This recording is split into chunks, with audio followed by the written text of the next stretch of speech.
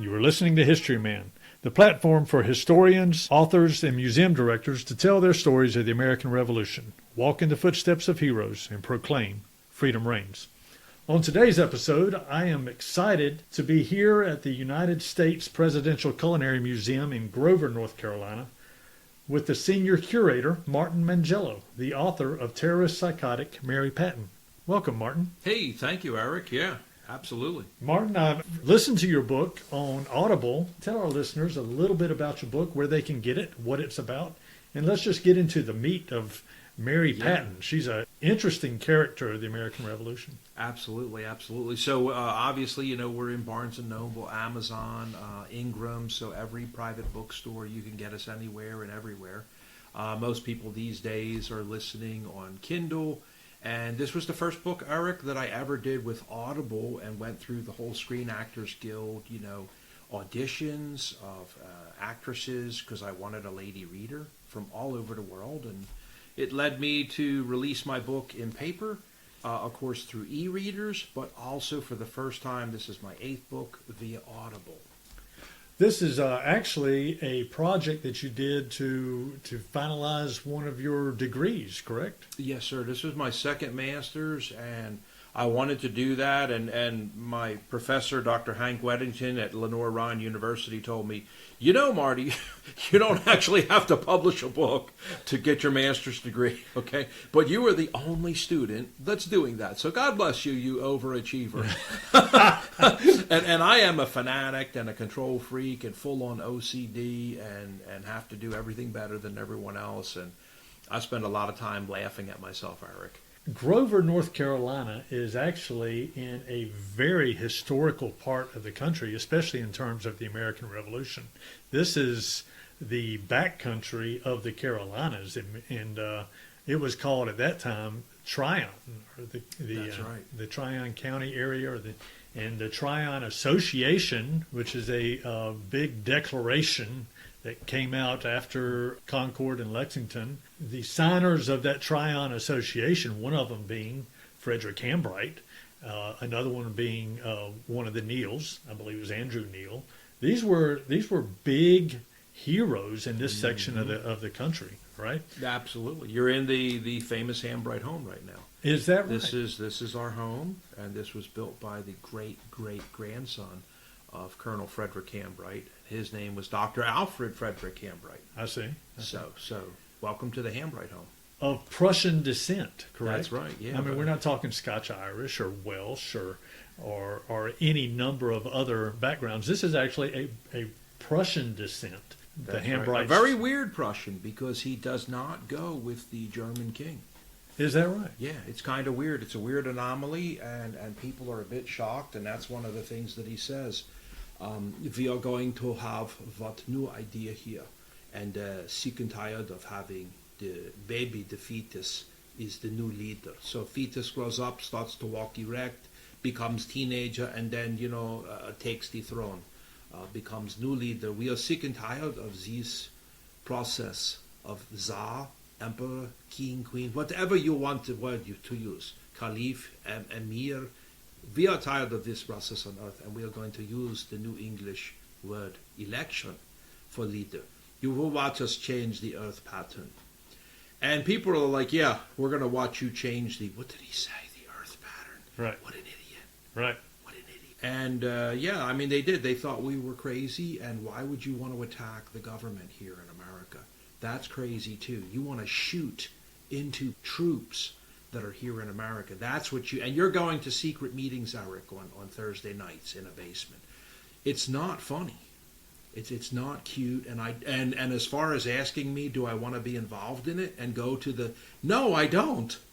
I don't want to go to the secret meetings to talk about this crazy crap. You're out of your damn mind, Eric, okay? Mm-hmm. And yeah, there's a lot of people around here in the upcountry of South Carolina and the backcountry where we're at today, in now the North Carolina, that these are the conversations that are going on. And during our tours, we often have people ask me, excuse me, Martin, are you talking about QAnon today and Proud Boys, or are you still therapeutically giving the tour back in the 1700s? I'm just confused, Martin, as to where you are, first person or third person, or I'm like, no, ma'am, I was just explaining the 1700s. I'm not in what the Proud Boys or no.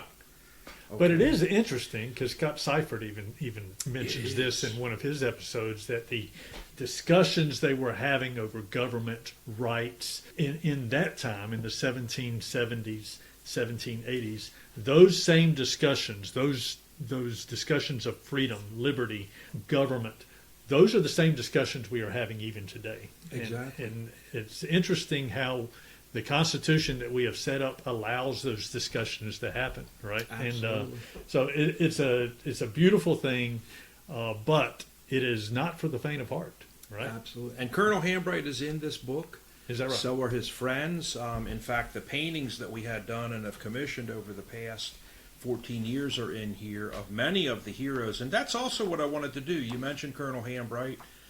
You'll see a lot of his friends in here in full color, like Colonel Cleveland and the black hero at the Battle of Kings Mountain, Ishmael Titus.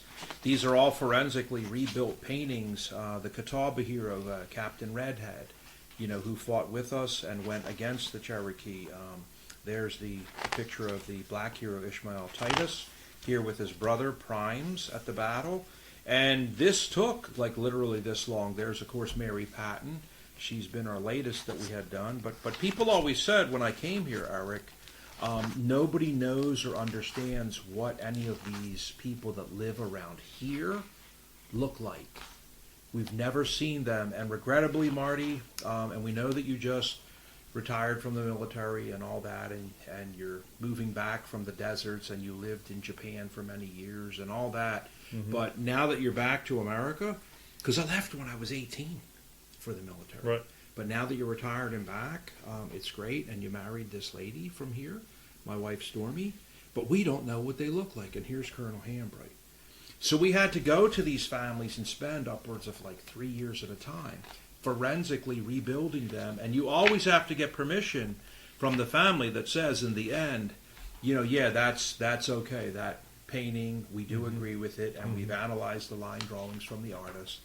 And so go ahead, here's of course Andrew Hampton, one of the oldest people, if not the oldest person at the Battle of Kings Mountain. All these people had to be forensically rebuilt, and so that took time to feature like Colonel Hambright. And then you want to hear him for the first time in American history. You want to hear Colonel Hambright. You say to yourself, right? I want to hear him talk out loud. What's he got to say? What does who have to say? You, Colonel Hambright. Yeah, I'm sitting here listening. You want to hear what these people say. And you want to hear the arguments. You want to hear the arguments against these slack-jawed, buck-toothed hillbillies. Yeah, we do. And we are sick of hearing them, okay? And hearing you talk. What is funny to us is to listen to the spires you are going to build that are going to jot around Charlottesburg. The spires. Do you listen to yourself speak at all, sir? The spires that will jot into the sky. That's what you said someday, and your noted establishments of education that you would create here. If you drive your wagon through at this time through Charlottesburg, you'll be lucky if the damned spoke doesn't snap and the Conestoga wheel busts off of it, literally from the mud roads. And you're going to build great establishments of education and your universities and your spires. Do you listen to yourself, sir, when you speak? Your spires that would jot into the sky. Are you a flat-jawed jackass? And these are the arguments that are going on, Right. Rick. Right. Okay, now, flash forward 250 years, where are we? How asinine and childish was this process of election and these spires? How asinine was it, Eric? It's doing pretty damn good. It is. It's pretty pathetic when you think about we are the last country on earth to have a constitution. It is the oldest constitution running on the earth. Many other countries have tried and started and had a revolution and failed and have gone back or collapsed or had a coup. Just last month we had, I think, 2 more coups in Africa. One of them was a part of Guinea. It's pretty sad when you think about this country that we're sitting in right now is the oldest running constitution. And we are so young. That's right. We are so young as a country. That's right.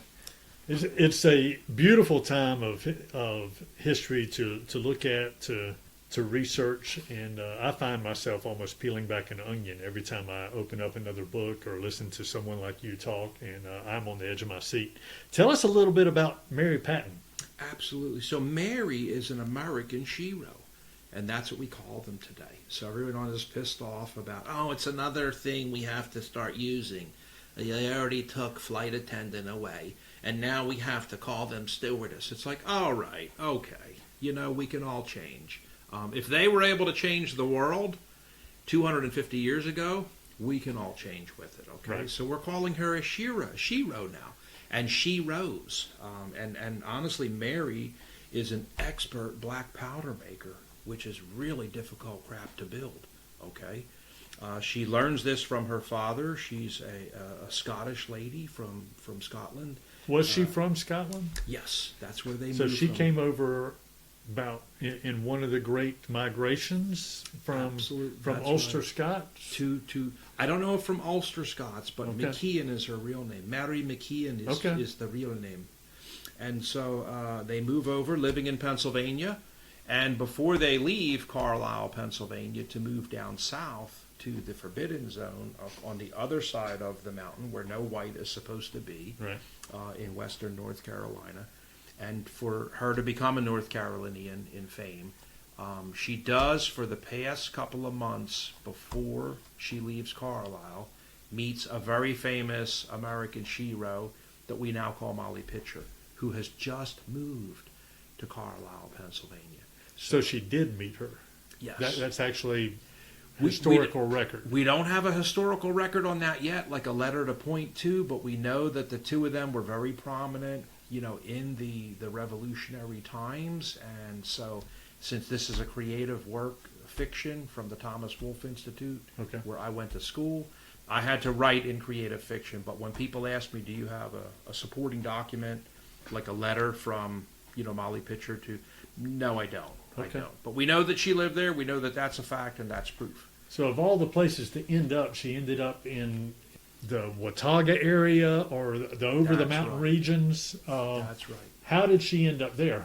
Was she invited down there? She was invited down by a very famous black powder making family who said, you got to come down here. You guys make excellent grades of powder, okay, in Pennsylvania. But with the war starting, and think about that too. Molly Pitcher's husband is a cannoneer, Right. okay, and Mary makes, powder. Mm-hmm. Okay, she can do that if you want that for your cannon, if you want it for your pistol, if you want it for your rifle. A lot of people don't know that there's different black powders for each, okay?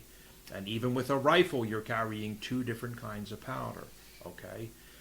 Mary's powder is so famous up in Pennsylvania, it's often equated into beautiful shops that have glass windows and fancy streets with carriages and things like that. Restaurants. Mm-hmm. Restaurants. This is how she grows up. Restaurants in the Philadelphia and it's often equated with Swiss powder is super famous. And what has been going on for about 2 years, Eric, is England is not stupid. They've been strangling, getting out, taking up, picking up, buying up, shutting down any black powder in the colonies. They've been doing this for about 2 years before the explosive detonation of the war begins. They know what's coming. And black powder is getting very scarce. So she is invited to come down. But, some of the things I talk about in my book is visitors will come and ask, is there a clock around? Excuse me, is there a clock somewhere nearby here that I can synchronize my pocket watch to?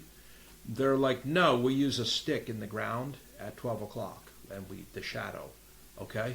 You use a stick in the ground, Mrs. Patton. They're asking them to come down to a very remote area in the middle of nowhere, which eventually becomes the Tennessee. Mm-hmm. But that's the proposition, is you will live in the western North Carolina area, and on the black side of the mountain, in the dark hole, where no whites are supposed to be, but we have our own little settlement. And that's what convinces her and her husband to come down, John. And actually in my book, you'll read, as part of one of them, the first visit, the answer is no. Okay. Thank you so much. It was great to have you guys stay here at the house and to cook for you and everything. But John, her husband, an Irish guy, John Patton, who marries Mary McKeon, we've talked about it last night with Pillow Talk and then in private this morning, and we are so sad to let you guys know, but the final answer is no. And so people were shocked in my book to read that as well. The answer was no, and wow, I mean, you chronicled that. So it takes a couple of letters and time and to see what the English are doing. And then the pamphlets that go out, don't forget the king owns all excrement. That's a law. Is that right? Absolutely. That's a law. That's a very well-known law. So, and you are to send it. When the pamphlets come down here to South Carolina and North Carolina and the Savannah and Charlestown, and people start getting these threefold pamphlets, that all excrement, all outhouses, all human fecal matter, all chicken, pig, horse, all dung is to be collected and loaded up on massive carts that we will pay for with 4-horse teams to drive to the last black powder plant outside of Philadelphia. We are actually at this point in such extremis with Mr. Washington. You have got to do what you're told. We need the poop. That's how bad it is, because that niter, which is made from poop, is one of the 3 critical ingredients to make black powder. So you have poop, you have coal, you have charcoal, and you have sulfur. Yes. So when she moves down to the over the mountain regions, in that Holston Valley, that Cinch River Valley area, is there sulfur there? There actually is sulfur deposits with mines. That's one of the things she asks is, well, where would I get my sulfur then? And they're like, don't worry about that. Right. Okay. How old is she? She's like 20s, 30s at this point. Late 20s, yeah. Is that 30s, right? Yeah. So she has everything. She has the big 3. But it's even better than that. Okay. And this is part of what pissed me off, okay? Because I fester. And I want to claw and gnaw away and dig at stuff, like you. And I want to figure out, what the real truth is that's going on. And so to do that, I often ask myself, what are the things that she needs to be successful? And yeah, those 3 are going to be, obviously, to make black powder.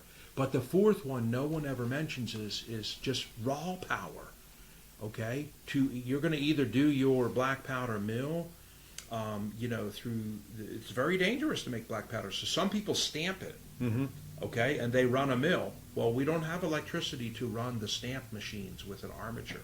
But we have water power where she lives. Okay. She lives right on that river there. We have tremendous water power. They tell her, don't worry about power. You're going to live right on the river, and we can do a dam with a water wheel, and don't worry about that. Okay. She's got the sulfur taken care of. Of course, poop. She says, then they're strangling out all of the poop is being delivered to this one plant that's left here outside of Philadelphia making the black powder.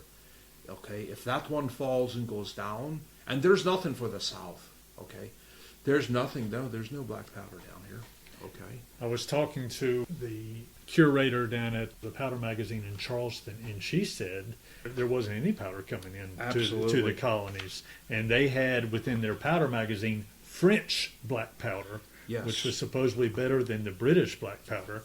And they were concerned about that. So this black powder manufacturing was huge for the South.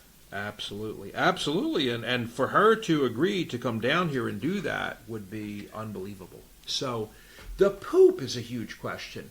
Where would I get all of my poop then? Because you don't have enough cattle or animals on the site, I understand. And please pardon me for all the questions and consternation. Please pardon me, Boyle. Okay, don't worry about the poop, okay? And don't worry about the lack of sheep and cows, and we don't have enough poop here. But here's what we do have, and this is what I wanted to chronicle and document scientifically, okay? I wanted to bring new stuff to the market. I was sick and tired of hearing about the generalized, regurgitated crap on Mary Patton. Everybody has the same thing to say. Yeah, no pun intended, right?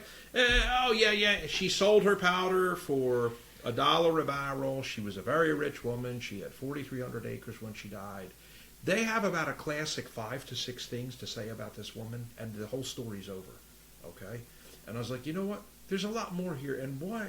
Where is she getting? They told her these bat caves that are here are probably thousands, if not 10,000 years old, Mary. And they have been pooping for so long, it's on the floor. And she was, hold on 1 second. You're talking about bat, like the bat that flies around then? They're like, yes, we're talking about the nighttime bat, the black bat. And you go into some of these caves, and there's 60, 70, 80,000 bats hanging from the ceiling.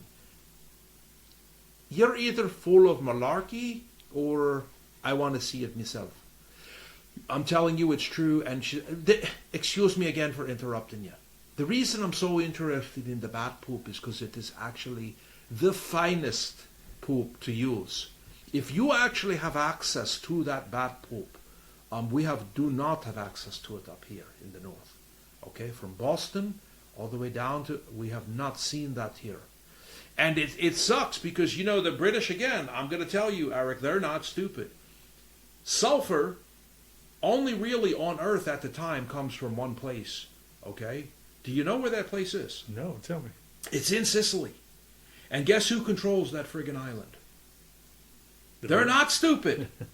Okay? So they've got a lockdown on sulfur. They've strangleholded 2 years before this revolution all black powder that would be available and all production and capability. And they're really, when Mary finds out that there's bat poop available, she almost has a conniption, they say, okay, and spasms. And she says, I have one final thing for you then, because the charcoal, we can make that all day and night long, okay? You could make charcoal, Eric, if you want to, okay? We'll just use an old fire. I'm sure you have a fire in the back of your property, and it's loaded. You probably need to shovel it out because you haven't done it. We can make charcoal all day long, boy, okay? Okay, but we did want to mention one other thing, Mary. We weren't finished yet before. I didn't get a chance to tell you that we would be surrounded where you live. Yes, tell me about it then. Go on. You would be surrounded by pine forests. Everywhere around here and down here in this southern, western North Carolina area, when you move to western North Carolina, Mary, it's loaded jackknife plumb full with pine forests. Eric, how many pine trees did you drive past today? That's all there is. Endless. And there was more during that time. Let me tell you a little scientific fact. If you're a black powder shooter like me, and you use Gox, G-O-E-X, it's one of the most expensive, finest black powders you could use, Gox. Mm-hmm. Everyone listening to this knows what I'm talking about, okay?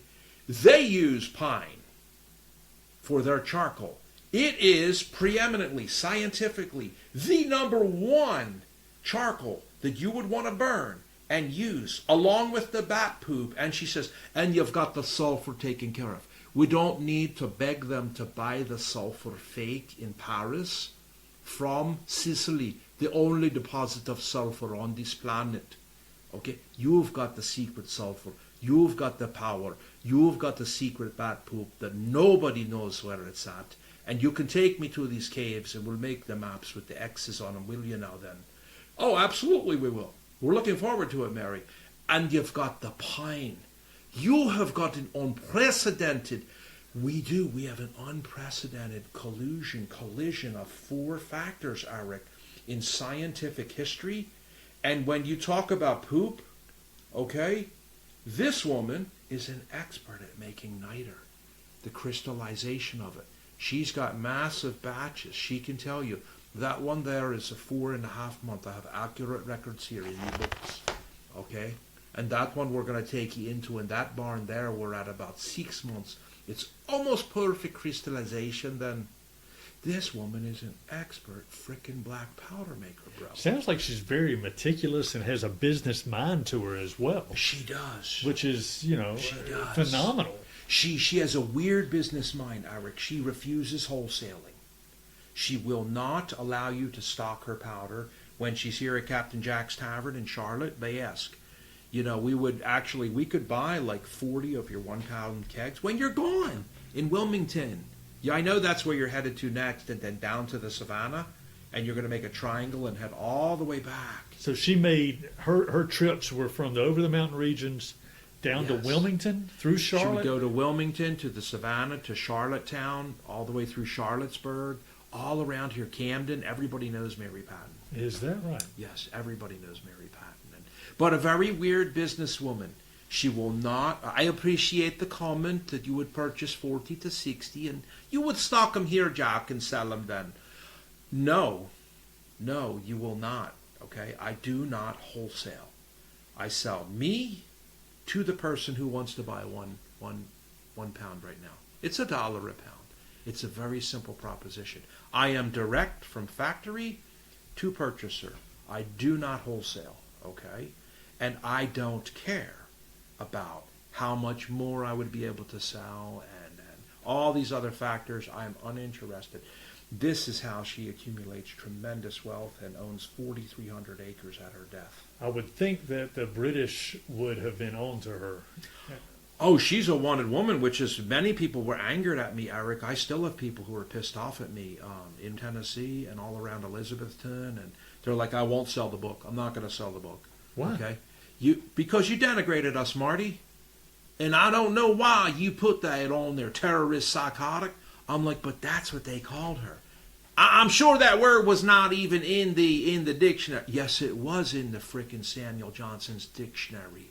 Terror, okay, and psycho. These are English words. Well, you have the F word in there too, and I don't like that. It's disgusting. That word has been around since like the 1400s. Somebody attacked me on Amazon, said he has curse words that were not invented until the 1900s. And it's like, okay, and it was used in that period, and all these words, and that's what they called her. They called her a terror worker, and that's what they would say, Eric. Anyone who is making bombs and distributing black powder to these psychos, do you realize that they want to detonate a bomb inside of a building? And where is the man who's doing this? He is hiding outside of the building, about 100 feet away, looking inside, waiting for it to erupt with officers asleep in there. Where was this? This was all over the American Revolution. Okay. This was all the arguments that people had against doing this form of la petite guerre, guerrilla warfare.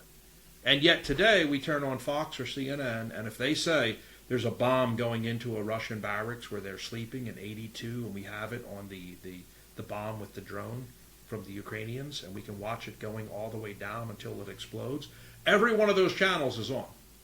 Everyone's, oh, it's breaking news. Put it on. Put it on. Everyone's watching that. Mm-hmm. But in these days, this psycho, and that's what they say, this crazed woman who is illegally producing black powder for these freaks, these buck-toothed hillbillies that live all around here. There's about 250,000 of us that live here. Mm-hmm. People often ask me, well, Marty, how many people did live around here? I'm like, it's about 250,000 live around here. Okay, for the up country and the back country, you want facts and figures? You want real numbers? Okay. Didn't have a census and stuff like that, but we have the facts and figures.